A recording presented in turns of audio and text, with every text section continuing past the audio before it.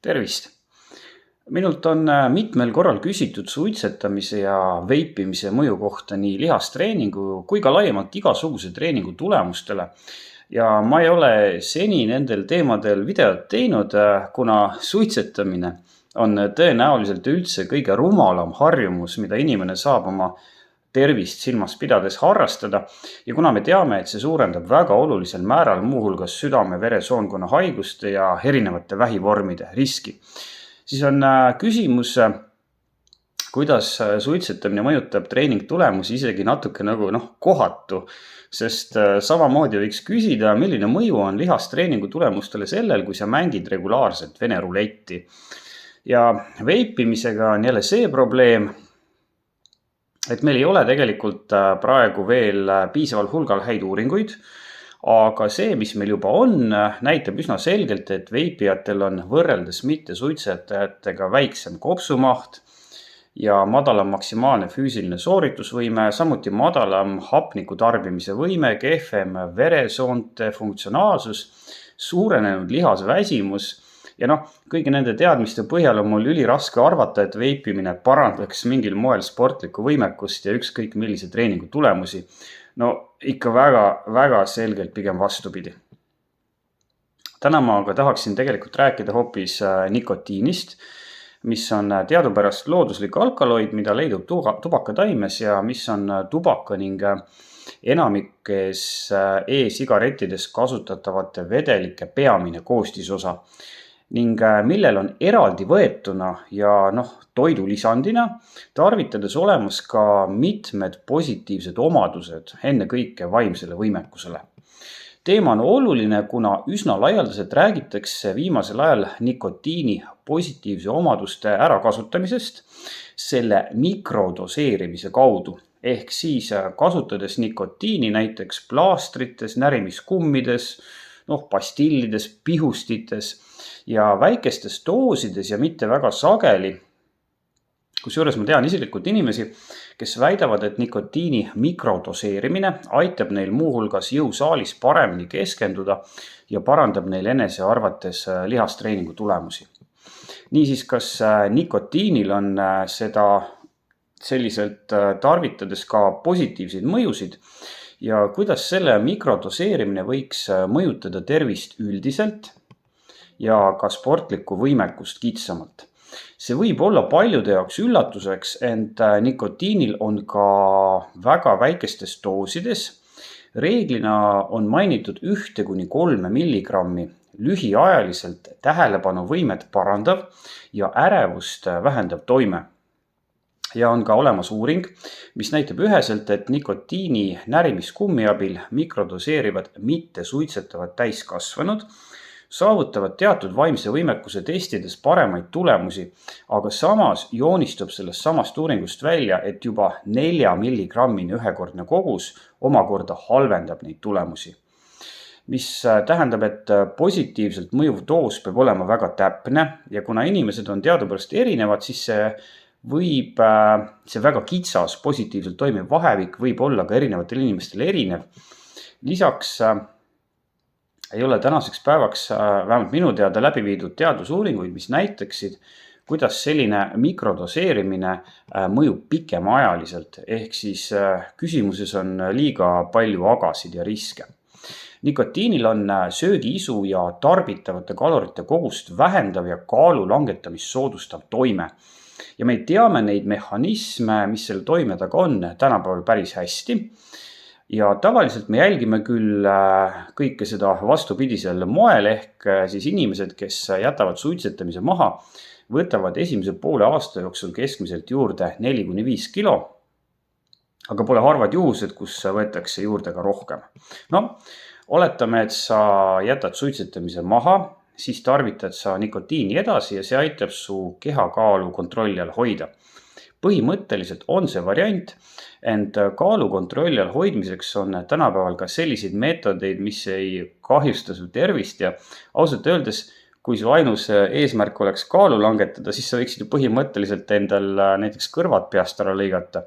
Sa kaotad ühe hetkega oma kehakaalust 20 grammi, aga kas see on mõistlik kaalu langetamise viis, kuigi see on toimiv, eks ole, sellest sa pead ise selgusele jõudma.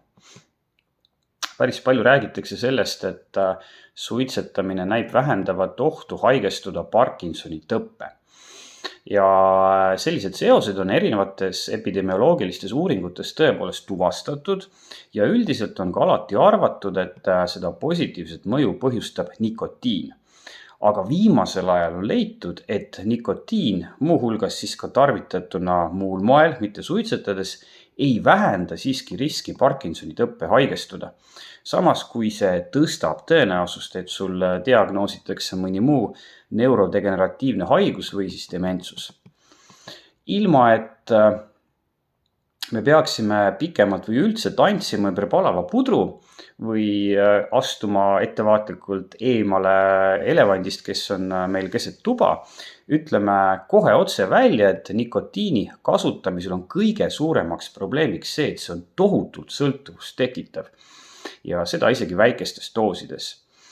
Nikotiini eripäraks on laskumata pisiasjadesse, mis võivad olla ajule kurnavad, on see, et see soodustab ajus dopamiini eritumist ja samas pärsib seal samaaegselt protsesse, mis seda pidurdavad.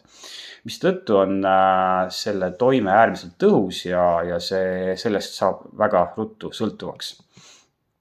Ma ise olen nooremast peast kõvasti suitsu teinud ja toona ammustel aegadel mitu korda maha jätnud ja uuesti alustanud ja me tean täpselt, kuidas see sõltuvuskeeris toimib.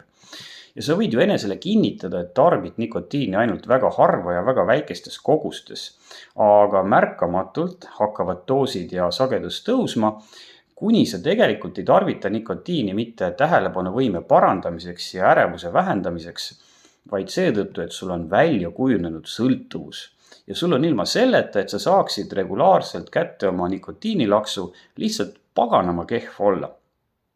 Sisuliselt kirjutad sa nikotiini tarvitades ümber oma aju dopamiini tasusüsteemid ja sinust saab sõltlane, kes ei suuda ilma nikotiinita ei istuda ega astuda.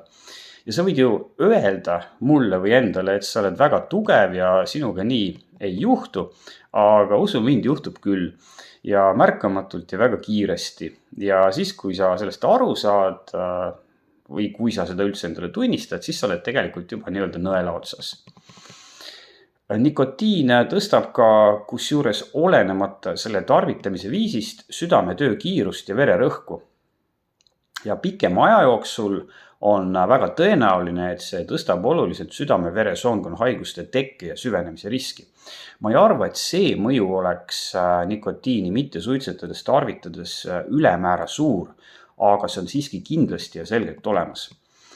On väidetud, et kui sa ei suitseta, vaid tarvitad nikotiini mõnel muul moel, näiteks toidulisandina või mitte suitsetavates tubakatoodetes, siis ei tõsta see sul vähiriski. Aga kui ma vaatan erinevaid teadusuuringuid, siis ma ei ole päris kindel, et see väide vastab 100% tõele. Võib-olla nii ja võib-olla naa. Ja ma isiklikult ei hakkaks katsetama, kas minu geneetiline eripära võiks olla soodne pinnas selleks, et nikotiin soodustab mu kehas vähirakkude vohamist ja muudab need erinevatele vähiraviviisidele resistentsemaks. Nikotiinil on olenemata, sest kuidas see su organismi jõuab, negatiivne mõju su une kvaliteedile. Sest see mõjutab negatiivselt su unetsükleid ja sellel on omakorda arusaadavalt oluline mõju su meeleolule ja vaimsele võimekusele. Nikotiini poolväärtusaeg inimkehas on umbes 2 tundi. See tähendab, et pärast 2 tundi on umbes pool nikotiinist organismis lagundatud ja väljutatud. Rusika reegli järgi, et olla kindel, et nikotiin ei keeraks tuksi su und, oleks seega mõistlik seda paar tunni enne magamaminekut mitte tarvitada. Ja veel on olemas väga tugev seos regulaarse nikotiini tarvitamise ja erektsioonihäirete vahel. Ja jällegi see seos on selgelt välja joonistanud suitsetamist puudutavates teadusuuringutes, aga ma ei näe füsioloogilist põhjust, miks muul moel organismi sattuv nikotiin võiks sama koguse juures omada oluliselt teistpidist toimet. kui me räägime konkreetsemalt nikotiini mõjust sportlikule võimekusele ja me jätame siinkohal kusjuures kõrvale suitsetamise ja veipimise, mille puhul see on selgelt negatiivne.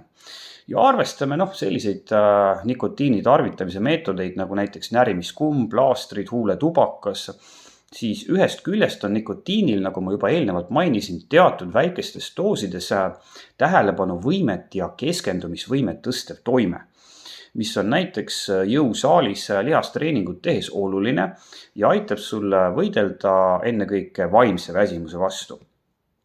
Lihastreeningu, vastupidavusttreeningu ja kõrge intensiivsusega treeningu võimekuse ja tulemuste puhul ei näita tegelikult teaduslikud uuringud, et nikotiini tarvitamisel oleks olulist positiivset mõju ja pigem kaldub leidude tervik selles suunas, et see vähendab võimekust ja treeningtulemusi. Kahjuks on väga selgeid ja üheseid järeldusi nikotiini mõjust aeroobsele ja lihastreeningule väga raske välja joonistada, sest valdavas enamikus on uuritud suitsetamise mõju selles vallas. Ja kuigi me teame näiteks, et suitsetamine vähendab muuhulgas oluliselt lihasvalkude sünteesi, ehk siis muudab kehvemaks meie võimet uusi lihasrakke luua ja nende kvaliteeti parandada, ei saa me 100% väita ja kindlad olla, et seda negatiivset mõju põhjustab just nikotiin. Kui sa vaatad natukene Instas, TikTokis ja YouTube'is ringi, siis sa võid leida väiteid, et nikotiin parandab su sportlikku võimekust ennekõike jõusaalis. Aga sellistel väidetel ei ole teaduslikku alust. Need on erinevatest uuringutest jõuga välja rebitud ja seal ei ole arvestatud konteksti. Või siis pärinevad need väited väga madala kvaliteediga uuringutest. Näiteks sellistest, kus katsealustele on antud nikotiininätsu salapärase näoga, aga kontrollgrupile ei ole antud mitte midagi. Ehk siis sisuliselt saadi küll väike positiivne tulemus, aga tegemist oli platseeboefektiga.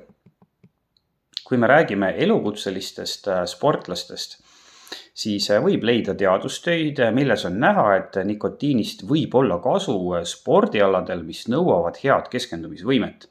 Näiteks selles teadustöös, milles osalesid professionaalsed pesapallurid, oli nikotiinil teatud väike positiivne toime muuhulgas reaktsiooni ajal olemas.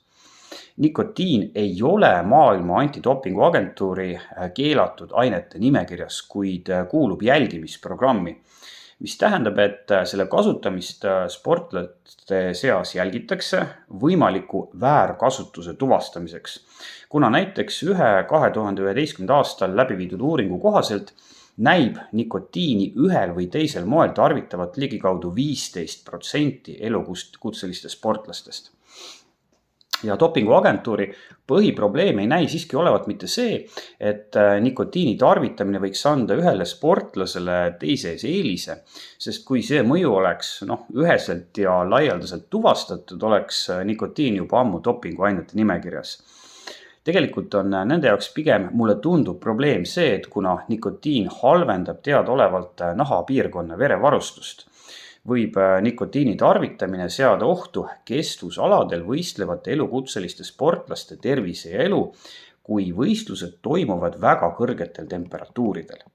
Keskmine tervisesportlane tõenäoliselt ei pea selle pärast muretsema. Aga kui sa jooksed väga pikki maid või sõidad rattaga pikemaid distantse, siis see võiks olla üks põhjus, miks mitte samal ajal nikotiini nätsu närida. Kokkuvõtteks, meil on olemas teatud tõendid, et mitte suitsetatava nikotiini tarvitamine võib madalates doosides parandada su vaimuteravust ja vähendada ärevust. Ent jääda selliste madalate dooside juurde on väga raske, sest nikotiin on tohutult sõltuvust tekitav substants. Mingisuguseid füüsilist sportlikku võimekust või siis tulemusi parandavat mõju nikotiinil ülisuure tõenäosusega tavalise harrastaja ja lihtsalt tervislikke eluviise eelistava inimese jaoks ei ole. Küll aga on sellel päris kindlasti lühemaajalisi ja pikemaajalisi negatiivseid mõjusid sinu tervisele. Plusse ja miinuseid kaaludes ja juhul, kui su tervis ja hea füüsiline vorm on sinu jaoks olulised, ei peaks nikotiini tarvitama mitte mingisugusel kujul. kui sa tead kedagi, kes tarvitab näiteks jõusaalis nikotiini, näiteks põsktubaka või nikotiininätsuga ja kinnitab sulle, et see aitab tal paremini treenida ja tõstab ta treeningtulemusi, no vaata, siis kuidas seda nüüd öelda, sellel inimesel võib isegi teatud piirini õigus olla, aga sa pead aru saama sellest, millest ta ise aru ei saa või võib-olla ei tahagi saada, ehk siis sellest, et tegemist on nikotiinisõltlasega, kelle aju dopamiini tasusüsteem on juba rikkis ja kes loomulikult ei suuda enam ilma nikotiinita midagi mõistlikku teha, kuna ta on lihtsalt sellest ainest nii suures sõltuvuses. Ja hakata sellise soovituse peale nikotiini tarvitama on minu arvates sama rumal, kui hakata endale veeni heroiini süstima, kui mingi suvaline narkoman ütleb sulle, et see tekitab temas hea tunde. Jõusaalis näeme!